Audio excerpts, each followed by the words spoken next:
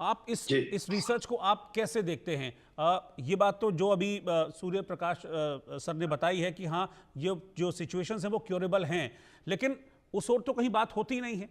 हम तो लगातार देख रहे हैं कि टेम्परेचर में इजाफा हो रहा है हर साल। 91 से लेकर अभी तक की जो स्टडीज़ आई हैं सामने, लगातार टेम्परेचर जो है ग्रेजुअली इंक्रीज होता जा रहा है, हर साल टेम्परेचर बढ़ता जा रहा है। तो एक वक्त तो ऐसा आएगा जैसे इस रिसर्च में कहा गया है कि 70 डिग्री आएगा और फिर उसके बाद सांस लेने तक मुश्किल हो जाएगा, लोग मरने लगेंगे। जी, देखिए वो जो 70 डिग्री की बात की गई है हम्म। वो काफी मिलियंस ऑफ ईयर्स की बात की गई है हम्म। एक। हम्म। और दूसरी बात है, ये भी बात बिल्कुल ठीक है कि धरती का तापमान बढ़ रहा है। हम्म। और आप देख रहे हैं कि अभी हाल ही में पिछले साल ही इसने 1.5 डिग्री सेल्सियस की लिमिट को भी क्रॉस किया था। मैं तो सर इसको ऐसे देखता हूं कि मैं ऐसे देखूं कि अभी मैं खुद को ही अगर कंसीडर करूं या आप भी कंसीडर करें, तो अपने स्कूल डेज में हम लोग देखते थे अक्टूबर में गर्मी ठंड पड़नी शुरू हो जाया करती थी। अब आप देखिए नवंबर भी खत्म हो जाता है, ठंड नहीं आती है, पंखे तक चलाने पड़ते हैं। तो ये तो मतलब वो चीज़ है जो हम महसूस कर रहे हैं, मतलब किसी से पूछने की जरूरत भी नहीं है। नहीं, देखिए बिल्कुल ठीक है, महसूस कर रहे हैं तापमान में बढ़ोतरी हुई है, वो दिखा रहा है, हमारा डेटा भी इंडिकेट हम्म। कर रहा है। पर ये मेरा ये भी मानना है, जरूरी नहीं है।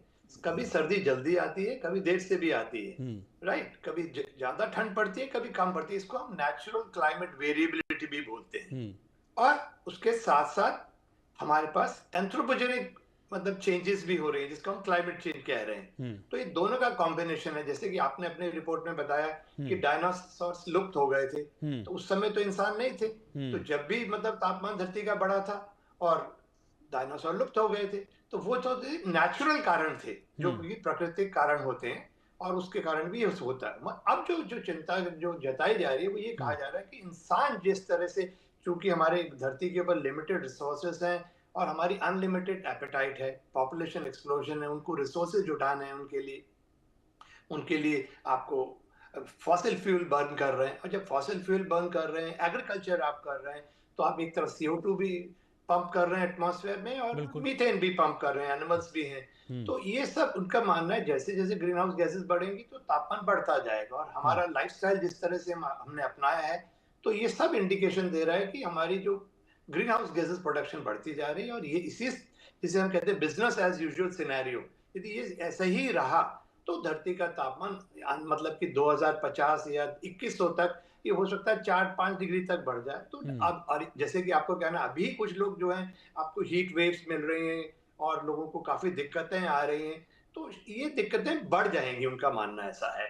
हम्म। और पर ठीक है, ये इश्यूज हैं, इसमें कोई दो राय नहीं है। हम्म। मगर मेरा मानना है इसमें नेचुरल कारण भी है और हम्म। एंथ्रोपोजेनिक कारण भी है। हम्म। तो अब हमारा फोकस ये होना चाहिए, यदि ये हमें प्रॉब्लम आने वाली है तो हम क्या करें, किस हम्म। तरह का हमारा मतलब लाइफस्टाइल हो। जी। तो सिंपल लाइफस्टाइल, मगर क्या लोग इसके लिए तैयार हैं? हर हम्म। किसी को एसी चाहिए। देखिए हमारे टाइम पे, जैसे आपने बताया, हम लोग तो कभी एसी होता ही नहीं था, शायद घरों हम्म। में पंखे भी बहुत लेट आए, बिल्कुल।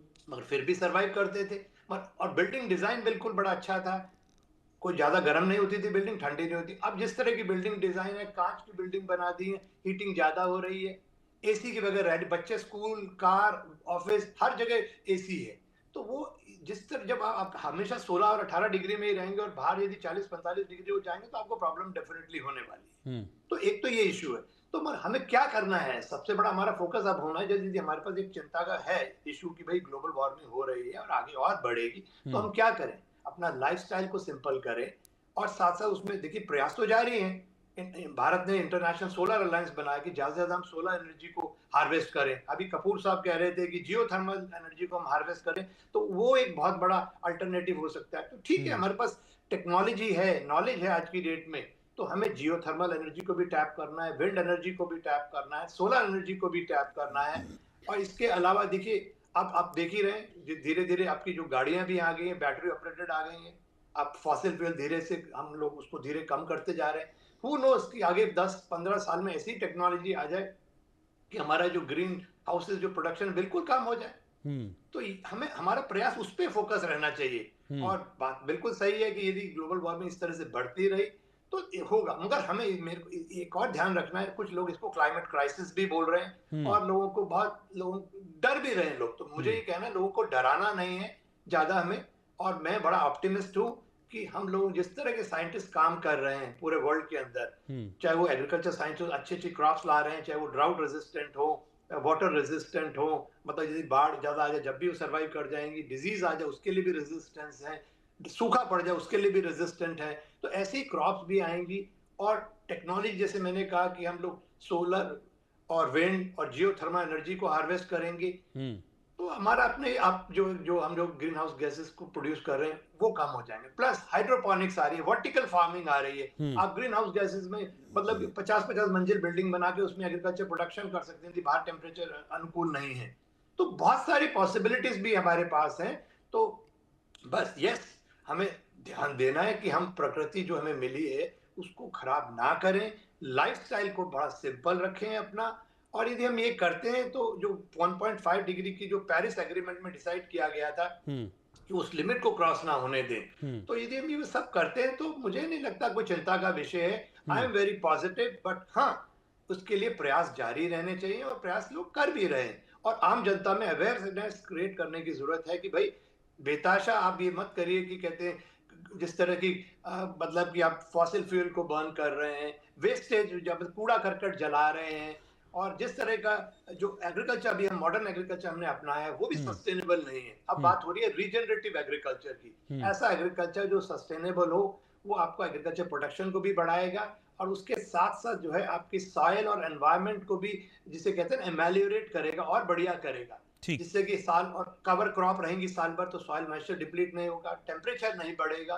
तो ये सब जो इस तरह की हमारे पास टेक्नोलॉजीज हैं, तो वो हम यदि अपनाएंगे तो डेफिनेटली जो है मुझे लग रहा है कोई ऐसा चिंता का इतना बड़ा विषय नहीं है। मगर हम्म। हाँ, यदि कॉम्प्लेसेंसी आ जाएगी तो फिर हम तो मतलब पूरा ही एनवायरनमेंट को ठीक है सर, डिस्ट्रॉय एक सवाल कर और देंगे। है मेरे मन में, मुझे नहीं पता कि जी मैं सही डायरेक्शन में सोच रहा हूँ या नहीं सोच रहा हूँ, मैं आप दोनों से इसका जवाब चाहूंगा। ये जो हम आजकल देख रहे हैं नेचुरल कैलेमिटीज वगैरह बहुत ज़्यादा बढ़ गई हैं, क्या ये भी इस इम्बैलेंस का नतीजा है, नेचर का जो इम्बैलेंस नेचर का हो रहा है?